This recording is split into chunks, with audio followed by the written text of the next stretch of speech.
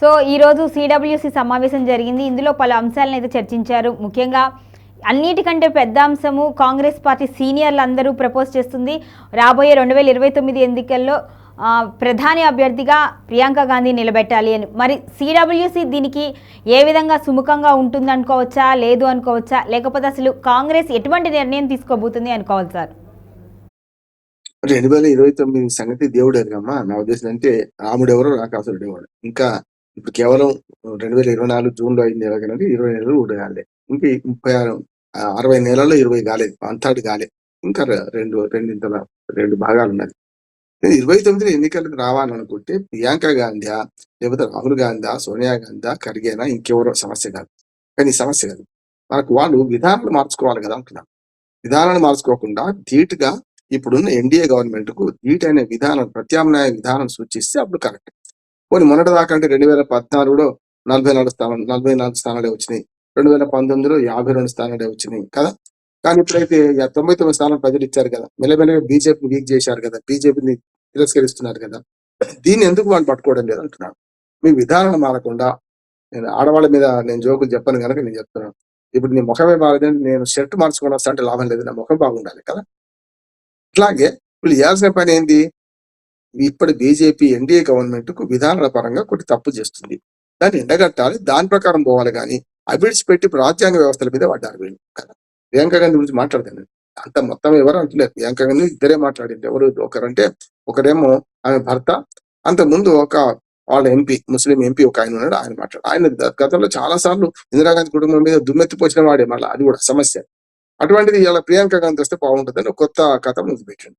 అందుకని వాళ్ళిద్దరు తప్ప మొత్తం సీనియర్లు అందరూ అంటున్నారా లేదు. కానీ మొదటి నుంచి ప్రియాంక గాంధీ పట్ల ప్రియాంక గాంధీ పట్ల ఒక చరిస్మా మాత్రం ఉంది, ప్రజలకు కానీ వాళ్ళకు కూడా ఉంది.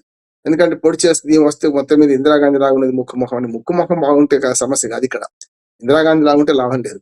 కానీ విధానాల పరంగా ఆమె నిర్ణయాలు తీసుకోగలుగుతున్నారు. ఏమైనా ఆమెను తురుపుముక్కగా భావించి ఎప్పుడో ప్రవేశపెడదాం అనుకున్నాడు. ఇప్పటికీ 36 సార్లు ఉపయోగించుకున్నారు ఆమెను రాజకీయ పార్టీగా.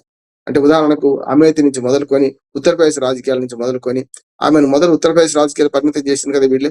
కానీ ప్రతిసారి ఓడిపోతూ వస్తుంది. రాష్ట్రంలో ఓడిపోతున్నారు, కేంద్రంలో ఓడిపోతున్నారు. అట్లానే ఆఖరికి మొన్న తప్పనిసరి వైనాడులో దించారు. లేకపోతే వైనాడును అమేథీ 2 చోట్ల, మరి అప్పుడు 2 చోట్ల ఒకటి పోటీ చేసిండు. అదే కనుక రాహుల్ గాంధీ బదులు అమేథీలో మరి ప్రియాంక గాంధీని పోటీ చేస్తే అయిపోతుంది కదా, ఎందుకు చేయించలేదు? 2 చోట్ల గెలిచిన తర్వాత ఏదో ఒకటి విడిచిపెట్టాలంటే దక్షిణ భారతదేశంలో కేరళ విడిచిపెడితే చూసినావా, ఆయన ఉత్తర భారతీయుడే, దక్షిణానికి సంబంధం లేదని బదనా వస్తున్న భయానికి మా కుటుంబ సభ్యులను నిలబెడతా అని చెప్పి అట్లా వచ్చిన అవకాశంతో నిలబెట్టారు. ఎప్పుడు కూడా మహిళా వివక్ష కొనసాగుతూనే ఉంది. ఇప్పుడు రాజీవ్ గాంధీకి ఇద్దరు కొడుకు ఓ బిడ్డ. అటువంటి అప్పుడు మరి ప్రియాంక గాంధీని కేవలం ఉత్తరప్రదేశ్ అనేది ప్రచారానికి వాడుకున్నారు, తల్లికి చేదోడు బాధంగా చూశారు. కానీ మరి ఆమె రాజకీయాల మొదటి నుంచి నిర్మించలేదు. అంటే మహిళా వివక్ష కొనసాగుతూనే ఉన్నట్లు లెక్క కదా. ఇప్పుడు ఆమె రూపురేఖలు బాగున్నాయి. ఆమె కొంచెం అంటే నిజంగా చెప్పాలంటే రాహుల్ గాంధీ కంటే ఎవరు అన్నా అవునన్నా కాదన్నా ఆమె కొంచెం డిసిషన్ పవర్ అంటే నిర్ణయాత్మక శక్తిగా మంచి వాగ్దాటి ఉన్నది. కొంతవరకు రాజకీయాల్లో రాహుల్ గాంధీ కంటే ఎక్కువ అవగాహన ఉంది, నేను కూడా దాన్ని ఒప్పుకుంటా. అట్లాగే ప్రజలు కూడా ఇందిరాగాంధీ లాగా ఉండరు అని చెప్పి కొంతవరకు అంగీకరిస్తారు, దాన్ని కూడా ఒప్పుకుంటా. కానీ విధానాలు మారకుండా వ్యక్తులు మారితే, ఆటగాళ్ళు మారితే, ఆట విధానాలు మారకపోతే, ఆట నియమాలు మారకపోతే లాభం లేదు అంటున్నాడు. జరిగేది అదే, జరుగుతుంది అదే కూడా. ఇప్పుడు నేను కాంగ్రెస్ పార్టీని ప్రశ్నించే క్రమం ఏంటంటే 3-4 విషయాలు అంటున్నాను. ఇప్పుడు బీజేపీ కొన్ని తప్పులు విధానపరంగా చేస్తుంది. దానిలో విధానపరమైన తప్పులు ప్రశ్నించకుండా కేవలం ఇప్పుడు ఉదాహరణకు మన నరేగా, ఇది మన జాతీయ ఉపాధి హామీ పథకం మహాత్మా గాంధీ పేరు ఉంది. మహాత్మా గాంధీ అని పేరు తీసేసిండ్రు, విధానాన్ని మార్చిండ్రు. వీళ్ళంతా పేరు కోసం కొట్లాడుతున్నారు. మహాత్మా గాంధీ పేరు అని తీసేసారు. అది కూడా అది ఒక అంశమే కాదంటలేదు. అది విడిచిపెట్టి దానిలో ఎన్ని విధానాలు మార్చిండ్రు. గ్రామాలకు సంబంధం లేకుండా, గ్రామ పంచాయతీలకు వాళ్ళకి విలువ లేకుండా, గ్రామ సభలకు విలువ లేకుండా పైనుంచి రుద్దుతున్నాం అంటున్నారు. ఇప్పటిదాకా 100% పూర్తిగా 100కు 100 కేంద్ర ప్రభుత్వం ప్రకటించే సహాయం ఇచ్చే, డబ్బులు ఇచ్చే పథకాన్ని 64% నీరు గార్చిండ్రు. ఇట్లాంటివి పని దినాలు పెంచిన వారి పేరు మీద బడ్జెట్ తగ్గించారు. బడ్జెట్ తగ్గిస్తే పని దినాలు ఎట్లా పెంచుతారు? 100 నుంచి వాళ్ళు 125 రూపాయలు 125 రోజులు పెంచామంటున్నారు కదా. అంటే విజయవంతమైన పథకం కాంగ్రెస్ మానస పుత్రిక. 2005లో మహిళా గృహహింస వ్యతిరేక చట్టం వచ్చింది, సమాచార హక్కు చట్టం వచ్చింది. అట్లాగే ఈ నరేగా మనకు మహాత్మా గాంధీ జాతీయ ఉపాధి హామీ చట్టం వచ్చింది. ఉపాధి హామీ మనకు ఏమంటారు దాన్ని, హక్కు చట్టం, ఉపాధి హక్కు చట్టం వచ్చింది. మరి ఇవన్నీ తీసుకొచ్చింది వీళ్ళు కదా. మరి అది నిర్వీర్యం చేస్తుంటే నిర్వీర్యమైన అంశాల పట్ల మాట్లాడతారా? మా మహాత్మా గాంధీ పేరు తీసేసారు, మా కుటుంబ సభ్యుడు, అందరి కుటుంబ సభ్యుడు అని గాంధీ మహాత్ముని జపం చేస్తున్నారు వీళ్ళు. అక్కడ ఇది ఒకటి చెప్తున్నానంటే, గతంలో అన్ని విధానాల విషయంలో వాళ్ళు ఏదైతే అన్నారో దాన్ని వీళ్ళు బీజేపీ వాళ్ళు చేసుకొస్తున్నారు. మొదలన్నది వాళ్ళే కదా. దాంతో విధానాల పరంగా విభేదం లేదు ఈ పార్టీకి, ఈ కాంగ్రెస్ పార్టీకి. ఒక మాట చెప్తారు, మొదటి నుంచి కూడా కాంగ్రెస్ పార్టీ లేకపోతే బీజేపీ రెండే అధికారంలో ఉన్నాయి కదా కేంద్రంలో. మధ్యన జనతా వచ్చినా 1.5 year మాత్రమే, మధ్యన సంకీర్ణ ప్రభుత్వాలు వచ్చినా అంత కలిసి 3-4 ఏళ్ళే, అంత కలిసి 5 ఏళ్ళు తీసేద్దాం మొత్తం అంతా కలిస్తే. 80 ఏళ్ల స్వాతంత్రంలో 55 ఏళ్ళేమో కాంగ్రెస్ పార్టీ, 20 ఏళ్ళు మీరు పరిపాలించారు కదా. 12 ఏళ్ళు ఇప్పుడు మోడీ పరిపాలించాడు, 5.5 ఏళ్ళేమో మన వాజ్పేయి గారు ఉన్నారు, చూసినాం కదా. ఇవన్నీ కలిస్తే మరి ఈ రెండు కలిసి జనతా ప్రభుత్వం కూడా ఇందులో వేస్తే 20 ఏళ్ళు వీళ్ళే పరిపాలించారు కదా. మొదటి నుంచి కూడా కాంగ్రెస్ పార్టీ విధానం ఏంటంటే ఆధార్ కార్డు తెస్తా అనేది కాంగ్రెస్ పార్టీ, తెస్తా అంటే బీజేపీ వద్దనేది. తెచ్చింది ఎవరు? మళ్ళీ ఆధార్ కార్డు మళ్ళీ తెచ్చిన తర్వాత ఉపయోగించుకునేది మళ్ళీ బీజేపీ. అట్లాగే మొదటి నుంచి జిఎస్టీ తెస్తా అని కాంగ్రెస్ పార్టీ అనేది. విభేదించింది ఎవరు? మన బీజేపీ. ఇప్పుడు ఏం చేయాలి మరి? మళ్ళీ తెచ్చింది ఎవరు? బీజేపీ. ఇటువంటి విధానాలు గట్టిగా పట్టుకోవాలి. మేము తెస్తామన్నప్పుడు మీరు వద్దన్నారు, మేము తెచ్చిన తర్వాత దానికి తేక ముందు కూడా తెచ్చిన తర్వాత తెచ్చిన వాటి చట్టాలు వాడుకుంటున్నారు, దేని విధానాలు కూడా మీరే అమలు చేస్తున్నారు కానీ దినదీయాలి కదా. ఇప్పుడు రైతు మన 3 చట్టాలు తెస్తా అనేది ఎవరు? కాంగ్రెస్ పార్టీ. మేము మేనిఫెస్టోలో పెట్టింది. వద్దనేది ఎవరు? బీజేపీ. తెచ్చింది ఎవరు? బీజేపీ కదా. మేము ఏదైతే అన్నప్పుడు, మేము అధికారంలో ఉన్నప్పుడు ప్రతిపాదించిన పథకాలను మీరు వద్దన్నారు, ఇప్పుడేమో మీరే ప్రవేశపెడుతున్నారనే విధానపరమైన నిర్ణయాల మీద గట్టిగా ప్రశ్నించవద్దు కదా. ఇవేం ఏం మాట్లాడరు. కేవలం కుటుంబ పాలన, అది సోనియా గాంధీ, రాహుల్ గాంధీ, ప్రియాంక గాంధీ చుట్టే తిరగాలి. అరిగే నామకే వాస్తే ఉన్నారు కదా. నిన్న కాక మొన్న కర్ణాటకలో ఆ ముఖ్యమంత్రుల మార్పిడి మీద వస్తే, ముఖ్యమంత్రి మార్పు సంగతి అడగండి చెప్పండి అంటే ఖర్గే గారు ఏమన్నారు? అని జాతీయ అధ్యక్షుడు అమ్మ అధిష్టాన వర్గాన్ని అడిగి చెప్తాను. అధిష్టాన వర్గం అంటే ఎవరిగా? సోనియా గాంధీ, రాహుల్ గాంధీ, ప్రియాంక గాంధీ. అంతే అంటే ఒక జాతీయ పార్టీ కాంగ్రెస్ పార్టీ జాతీయ అధ్యక్షుడే అధిష్టానం వేరే ఉందని జాతీయ అధ్యక్షుడు హోదాలో ఉండి మాట్లాడుతుంటే ఎవరి చేతిలో ఉంది? ఎవరి కుటుంబం చేతిలో ఉంది? గాంధీ కుటుంబం చేతిలో ఉన్నట్టే కదా ఇదంతా కదా. అందుకని దీన్ని మార్చకుండా, ఈ ఆటను మార్చకుండా ఆటగాళ్ళు మారుతున్నారు అంటున్నాడు. ఇవాళ ప్రియాంక గాంధీ వచ్చినా ఈ విధానాలతో పోతే లాభం లేదు. ఈ విధానాల్లో కూడా పోనీ ఇది నేను చెప్పిన విధానాలు వీటిని వ్యతిరేకిస్తలేదు, వీటిని ఏం గట్టిగా మాట్లాడతలేదు. రెండోది ఏంది? రాజ్యాంగ వ్యవస్థల మీద పడ్డారు. సిబిఐ తప్పు, రైట్. మీరు అన్నారు కదా అన్నది, మీరున్నప్పుడు కూడా బీజేపీ అన్నది కదా, కాంగ్రెస్ బ్యూరో ఆఫ్ ఇన్వెస్టిగేషన్ అన్నది. ఇప్పుడు బీజేపీ వాళ్ళు మీ మీద చెప్తున్నారు. మీరు చేసిన పని అప్పుడు అది, వీళ్ళు చేస్తున్న పని అది. రెండోది, అప్పటికిప్పటికి కూడా మీరు ఈవీఎంలు తెచ్చింది ఎవరు? కాంగ్రెస్ పార్టీ కదా. ఇప్పుడు ఈవీఎంలు ఎవరు వ్యతిరేకిస్తున్నారు? ఈవీఎం తప్పు అంటున్నారు, బ్యాలెట్ కరెక్ట్ అంటున్నారు. బ్యాలెట్ కరెక్ట్ అంటే దాని మీద నిలబడతారా? మొన్న వారం రోజుల క్రితం జరిగిన ఎన్నికల్లో తిరువనంతపురం మన మున్సిపల్ కార్పొరేషన్ బీజేపీ కైవసం చేసుకుని, ఎట్లా అక్కడ ఈవీఎంలతో జరిగిన ఎలక్షన్ బ్యాలెట్ పేపర్తో జరిగింది. బ్యాలెట్ పేపర్లో జరిగింది ఎవరైతే గెలిచింది కదా. కర్ణాటకలో, మన తెలంగాణలో, హిమాచల్ ప్రదేశ్ మీరు గెలిచింది కదా. మీరు గెలిచిందంటే ఈవీఎంల మీదే కదా. మరి ఇది తప్ప? సమస్య ఎట్లా వస్తుందంటే ద్వంద్వ విధానాలు పాటిస్తున్నారు వీళ్ళందరూ అంటున్నారు. ఇంకొక మాట కూడా చెప్తాను. ఇప్పుడు మీరు ఏవైతే కరెక్ట్ అంటున్నారో అవి కరెక్ట్ అని నిలబడండి, దాని మీద నిలబడండి, స్టికాన్ కండి. మీరు కరెక్ట్ అన్న దాన్ని వ్యతిరేకిస్తే ఈవీఎం మీరు తెచ్చిన దాన్ని మళ్ళీ వ్యతిరేకిస్తే ఎట్లా మీరు? రెండోది, ఓటు చోరీ అంటున్నారు. మొన్నటి దాకా ఈవీఎంలను వ్యతిరేకించారు. ఈవీఎంల విషయంలో సుప్రీంకోర్టు మంచి తీర్పు ఇచ్చింది. ఏమనంటే, అయ్యా మీరు అనుమానాల ప్రాతిపదిక మీద రాకండి మా దగ్గరికి, మీరు ఎన్నిసార్లు చేసినా ఇదే అనుమానాలు అంటారు కానీ అసలు వాస్తవం నిరూపించలేకపోతున్నారు, మీరు మరొకసారి రాకండి, ఈవీఎం కథ క్లోజ్ అయిందని. ఆ కథ కంచికి పోయింది. ఇప్పుడు ఏం చేస్తున్నారు? ఓటు చోరీ అని దీన్ని వ్యతిరేకిస్తున్నారు. ఏది? సర్ని వ్యతిరేకిస్తున్నారు. నేను అదే చెప్తున్నాను. ఇప్పుడు విధానాల పరంగా సారి ఎన్నిసార్లు కాంగ్రెస్ హయాంలో 13 సార్లు మీరే చేశారు. 13 సార్లు ఏదైతే ఓటర్ లిస్టు ప్రక్షాళన కార్యక్రమం గత 60 ఏళ్లలో మీరు చేస్తే, ఈ 20 ఏళ్లలో ఒక్కసారి జరిగింది వాజ్పేయి గారు 2003-2004 మధ్యన. ఇప్పటిదాకా జరగలేదు. మరి 10 ఏళ్ళు మీరు ఉంటుంది, అప్పుడు ఎందుకు చేయలేదు? 10 ఏళ్ళు వీళ్ళు వచ్చింది, వీళ్ళు ఎందుకు చేయలేదు? అంటే ఏం లేదు, విధానాల పరంగా సరైన స్పష్టత లేకపోవడం వల్ల వస్తున్న సమస్య. ఇవాళ ఖర్గే గారు ఏమంటే రాజ్యాంగాన్ని మొత్తం నాశనం చేస్తున్నది, దేశంలో రాజ్యాంగమే లేదంటున్నారు. మరి రాజ్యాంగం లేకపోతే మీ ప్రభుత్వాలు ఉన్నాయి కదా, మీ మిత్రపక్షాల ప్రభుత్వాలు ఉన్నాయి కదా. రాజ్యాంగం పాటించకపోతే తమిళనాడులో స్టాలిన్ ప్రభుత్వం వచ్చేదా?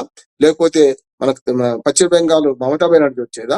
మరి లేకపోతే ఢిల్లీలో మొన్నటి దాకా 3 సార్లు హైటెక్ కొట్టిండు కదా మనకు కేజ్రీవాల్, అది వచ్చేదా? నేనేమంటున్నా, బీజేపీ తప్పుడు విధానాల మీద ప్రశ్నించండి తప్ప మీరైన రీతిలో మీకు అవకాశవాదంతో పోతే ఖర్గే కాదు ప్రియాంక గాంధీ వచ్చినా ఏం కాదంటున్నాను నేను. ప్రియాంక గాంధీ గారికి మంచి ఆలోచన ఉండొచ్చు, కానీ ఆలోచన ఇంప్లిమెంట్ కావాలంటే వీళ్ళు డొల్ల విధానాన్ని మానాలని అంటున్నారు. కాంగ్రెస్ పార్టీ తనకు తానే హత్య సదృశ్యమైన విధానాలు అవలంబిస్తుంది. ఈ ప్రభుత్వం చాలా తప్పులు చేస్తుంది, బీజేపీ ప్రభుత్వం. దాన్ని ఎండకట్టడంలో ఈ పార్టీ సరిపోతలేదు.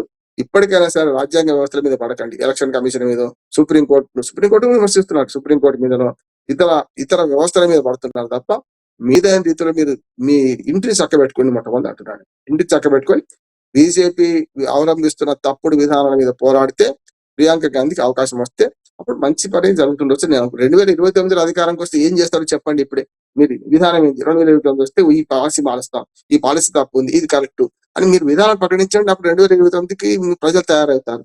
మెల్లగా మీ వైపు వస్తున్నారు ప్రజలు. దాన్ని ఇంకా నాశనం చేసుకుంటున్నారు అంటున్నారు. 44 నుంచి 52, 52 నుంచి 99 వచ్చినాయి మీకు. సార్ మీరు అన్నట్లుగా విధానాలు మార్చుకున్నంత మాత్రాన ఒక ప్రియాంక గాంధీకి పిఎంగా అంటే దేశాన్ని మొత్తం నడిపించగలిగే స్టామినా ఉంది అనుకోవచ్చా? ఇప్పుడు మనం చూస్తున్నాము గత 3 సందర్భాల్లోనూ 3 తడవలుగా మోదీని ప్రధానిగా చూస్తున్నాం. అంటే అంత ధీటుగా ఆమె రాజకీయాలు చేయగలదు అనుకోవచ్చా సార్? వ్యక్తుల మధ్య పోటీ కదమ్మా. ఇప్పుడు మోడీ గారు వస్తారని ఊహించారు. 2014లో మోడీ ఎవరికి తెలుసు? ఒక గుజరాత్ ముఖ్యమంత్రికి తెలుసు, అంతేనా? మరి గుజరాత్ ముఖ్యమంత్రిగా ఉన్న ఆయనను తీసుకొచ్చి 3 సార్లు చేశారు అక్కడ. ఆయన ప్రధానమంత్రి అయిన తర్వాత మొదటి 2 ఏళ్ళు ఆయన పెద్దగా ప్రభావం చూపించలే కదా. ఆయన వ్యక్తిత్వాన్ని పెంచుకుంటూ విధానాల పరంగా పెంచుకుంటున్నారు. దేశం అంతా ఒక రకంగా తన పార్టీని పటిష్టం చేసుకున్నారు. పోయినసారి 303 సీట్లు వచ్చినాయి ఒక్క బీజేపీకే కాదా. అందుకని వ్యక్తులు ముఖ్యం కాదండి. వ్యక్తి ధీటుగా మోడీకి సరిపోతాడా? ప్రియాంక గాంధీ అంటే సరిపోతుంది. ఎప్పుడైనా ఒక ఇందిరాగాంధీ పోయి మా ప్రజాస్వామ్యం రాలేదు, ఎమర్జెన్సీ తర్వాత కొత్త నాయకత్వం రాలేదంటారా? ఇప్పుడు వ్యక్తులు వస్తారు పోతారు, కానీ విధానాలు పరిణినట్టు అన్నాడు. భారతదేశానికి ఏది అవసరమో అది చేస్తే తప్పనిసరి నిలబడతారు. నేను అంటున్నాను, ఇవాళ సంతుష్టికరణ రాజకీయాలు చేస్తుంది. హిందూ ఓట్ల కోసం మళ్ళీ జంజాలు వేసుకుంటున్నారు, గంగల మునుగుతున్నారు, ఇవన్నీ జిమ్మికులు చేస్తున్నారు కదా. అంటే సంతుష్టికరణ రాజకీయాల్లో 2 తప్పులు చేస్తున్నారు. నేను బీజేపీ మన చేస్తున్న దాన్ని సమర్థిస్తున్నాను. వీళ్ళు చేస్తున్న పని ఏంటి? హిందూ వ్యతిరేక విధానాలు అవలంబిస్తున్నారు. చూస్తున్నాం కదా. ముస్లిం అంటే కాంగ్రెస్ అంటే ముస్లిం అని బహిరంగంగా రేవంత్ రెడ్డి గారు ప్రకటించారు. అంతకుముందు కూడా ఏ పథకమైనా సరే మొట్టమొదటి భాగం మైనార్టీలకి చెందుతుందని కాంగ్రెస్ పార్టీ విధానపరమైన నిర్ణయం చేసింది. మరి మెజార్టీ హిందువులు మీకు ఎట్లా ఓట్లేస్తారు? కాదు కదా. సమస్య అక్కడే వస్తుంది. ఎందుకని మీరు సంతుష్టికరణ రాజకీయాలు, మైనార్టీల బుజ్జగింపు రాజకీయాలు, ఓటు బ్యాంక్ రాజకీయాల్లో మీరు ఈ విధానం నేను చెప్పిన ఇది ఒక్కటే అంటలేదు. వీటితో పాటు నేను చెప్పిన ఏమన్నా కదా, మీరు చేద్దాం అనుకున్న పనులను వాళ్ళు చేస్తుంటే వ్యతిరేకిస్తున్నారు కదా. మీరు చేస్తామని మనం ప్రకటించారు కదా. అందుకని ఆమె నిలబడుతుందా అని వ్యక్తిగతంగా ఇప్పుడు ఇదేమో డబ్ల్యూడబ్ల్యూ మన ఫైటింగ్ కాదు కదా అంటున్నాను. ఏది విధానం సరిగ్గా ఉంటే మోడీ లాంటి నాయకత్వం ప్రియాంక గాంధీ మోడీ కంటే శక్తివంతంగా రావచ్చు అంటున్నాను కదా. ఇప్పుడు నెహ్రూ కంటే శక్తివంతంగా ఇందిరాగాంధీ వచ్చింది. ఇందిరాగాంధీ కంటే శక్తివంతంగా ఆర్థిక మన సంస్కరణ పితామహుడిగా రాజీవ్ గాంధీ మొదలు నడిచిండు. దాని తర్వాత అదే పాటలో మనకు పి నరసింహరావు గారు దాని ముందు తీసుకుపోయాడు. వాజ్పేయి గారిని అట్లా అనుకున్నామా? వాజ్పేయి గారు తీసుకెళ్ళాడు. మన్మోహన్ సింగ్ 10 ఏళ్లలో కూడా అద్భుతమైన చట్టాలు తెచ్చాను అంటున్నా కదా నేను. ఆయనకు విలువ ఏమి ఇవ్వలేదు వీళ్ళు, అయినా సరే తెచ్చారు కదా. అందుకని వ్యక్తి ముఖ్యం కాదు, వ్యవస్థలో విధానాలు సరిగ్గా ఉంటే ఆటోమేటిక్ గా ప్రియాంక గాంధీ మోడీని ఎదుర్కోగలుగుతా అంటున్నాడు. ఇప్పుడు మోడీ ఇది ప్రియాంక గాంధీ మీద పోటీ కాదు. బీజేపీ అవలంబిస్తున్న పద్ధతులు, విధానాలు, దానికి వ్యతిరేకంగా మీరు ఒక నిర్మాణాత్మక ప్రతిపక్షంగా మీరు ఏం విధానం ప్రవేశపెడతారు? అప్పుడు విధానవాది పోటీ జరిగితే మీ నాయకత్వం గెలుస్తుంది అంటున్నాను. అది లేకుండా కేవలం తప్పుడు విధానాలతో పోయి గుడుగుడు గుంచె ఇందులో ఆడి ఇంకా పార్టీ అంటే గాంధీ కుటుంబం చేతిలో ఉన్నదని నిరూపిస్తే కాకపోతే ఉంటది. వాళ్ళు ఏంటంటే ఒక ప్రత్యామ్నాయ పార్టీ కావాలన్నా కింది నుంచి పై దాకా గాంధీ జపం చేస్తూనే ఉంటారు, గాంధీ కుటుంబ జపం చేస్తూనే ఉంటారు. ఒక సోనియా గాంధీని, ప్రియాంక గాంధీని, రాహుల్ గాంధీని ఏమనకపోతే ఏం కాదు. ఖర్గేని కూడా తిట్టా ఎవరిని సస్పెండ్ చేస్తారు. చూస్తున్నాం కదా, ఖర్గేని కూడా తిడుతున్నారు, కొందరు సస్పెండ్ చేస్తున్నారు. అధిష్టానం అంటే వీళ్ళు ముగ్గురే, అధిష్టాన దేవతలకి ముగ్గురు ప్రతిష్టమైన ముగ్గురు కనుక ఈ విధానం మారకుండా ప్రజాస్వామీకరణ జరిగి దేశమంతా కాంగ్రెస్ పార్టీలో మిత్రపక్షాలు కూడా పరస్పరం విమర్శించుకుంటే విరుద్ధంగా ప్రవర్తిస్తున్నాయి కదా. ఇండి కూటమి ఒక్కసారి ఇండి కూటమిలో ఎవరున్నారు? తృణమూల్ కాంగ్రెస్ నాయకత్వం ఒప్పుకోదు మమతా బెనర్జీ. అక్కడేమో లెఫ్ట్ ఫ్రంట్ కును ఈ రైట్ ఫ్రంట్ కు మనకు కేరళలో లొల్లి చూస్తున్నాం కదా. కేరళలో ప్రధాన ప్రత్యర్థులు కమ్యూనిస్టులు, కాంగ్రెసే కదా. అట్లాగే ఇక్కడ మన పశ్చిమ బెంగాల్లో కూడా మీరు మన కాంగ్రెస్ తృణమూల్ కాంగ్రెస్ వ్యతిరేకమే ఇప్పుడు నడుస్తుంది కదా. ఇద్దరు వేరు పోటీ చేసుకుంటున్నారు కదా. ఆమ్ ఆద్మీ పార్టీతో సరిగ్గా ఉన్నారంటే హర్యానాలో ఓడిపోయింది కదా. ఆమ్ ఆద్మీ పార్టీతో 1% ఓట్లు ఎందుకు మాకెందుకంటే ఏమైంది చూసాం కదా. బీహార్ లో చూసాం కదా ఎట్లా 60 సీట్లకు పోటీ చేసి 6 సీట్లకు మిగిలిపోయారు కదా, 61 సీట్లకు పోటీ చేసి కదా. అట్లాగే మీ అంటే స్పాయిలర్ పార్టీగా మిగిలిపోతుంది. ఇప్పుడు ఏమంటున్నారంటే ఈ మాట అనాల్సి వస్తుంది. కాంగ్రెస్ పార్టీ దేశంలో స్పాయిలర్ పార్టీకి మిగిలిపోతుంది. ఒకటి విఫలమైతే వీళ్ళని తెచ్చుకుంటున్నారు. కాంగ్రెస్ వర్సెస్ బీజేపీ ఉన్న చోట కాంగ్రెస్ ఓడిపోతుంది. కాంగ్రెస్ వర్సెస్ ఇంకేదైనా ప్రాంతీయ పార్టీ ఉన్న చోట గెలుస్తుంది. చూస్తున్నాం తెలంగాణలో అట్లే. ఇక్కడ బీజేపీ లేదు పెద్దగా, కనుక కాంగ్రెస్ వర్సెస్ బీఆర్ఎస్ అంటే బీఆర్ఎస్ వర్సెస్ కాంగ్రెస్ గెలిచింది కాంగ్రెస్. అట్లా అక్కడ కూడా బీజేపీ వర్సెస్ మనకు ఒక్క కర్ణాటకలో విజయం సాధించింది, ఇది బీజేపీకి వ్యతిరేకంగా, ఇది కాంగ్రెస్ పార్టీ. కనుక హిమాచల్ ప్రదేశ్ లో కూడా అంతే కదా. అందుకే నేను ఏమంటానంటే ఈ దేశవ్యాప్తంగా రాజకీయాల పట్ల విలువ పెంచుకోండి, మీ స్పష్టమైన విధానం ప్రకటించండి. మేము వస్తే 29లో మేము వస్తే బీజేపీ చేస్తున్న ఈ తప్పులు చెయ్యము, బీజేపీ ఈ విధానాలకు వ్యతిరేకంగా బ్లాక్ అండ్ వైట్ లో మీరు ఏ విధానం ప్రవేశపెడతారు దేశంలో అనేదాన్ని చేస్తే బెస్ట్. ఇవాళ ఓటు చోరీ అని తిరిగి ఎలక్షన్ కమిషన్ నిందించి సుప్రీంకోర్టు తప్పని అన్ని వ్యవస్థలు తప్పంటే మరి ఎవరు కరెక్ట్ అన్నట్టు? మీరు ఒక్కరే కరెక్టా? అంటే ఎక్కువ మందిని వ్యతిరేకిస్తున్నారంటే లోపం మీలో ఉంది. ఎక్కువ మంది మిమ్మల్ని వ్యతిరేకిస్తున్నారు, ఎక్కువ మందిని మీరు వ్యతిరేకిస్తున్నారు.